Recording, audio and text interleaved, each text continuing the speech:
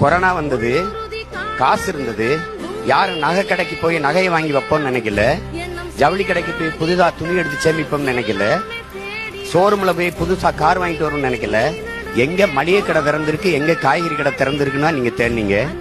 அப்படின்னா உணவின் அவசியத்தை நீங்க புரிஞ்சுப்பீங்கன்னு நினைக்கிறேன். உலகத்தில் வேளாண்மையை கைவிட்ட எல்லா நாடுகளும் பிச்சை எடுக்கும். நீங்க தொழில் வளர்ச்சிங்கிறீங்க. தொழில் வளர்ச்சி, வேலை வாய்ப்பு, வேலை பார்த்தா சம்பளம் கிடைக்கும். சம்பளத்துக்கு என்ன செய்வீங்க? நல்லா சாப்பிடுவீங்க. சாப்பாடு எங்க இருந்து வரும்? யார்ட்டையும் பதில். விவசாயத்தை படிக்காதவன் செய்யற தொழில் என்று நினைக்கிறீங்க. விவசாயம் தொழிலே கிடையாது. அது நம் பண்பாடு, நம்முடைய வாழ்வியல் என்பதை நீங்க புரிஞ்சுக்கணும்.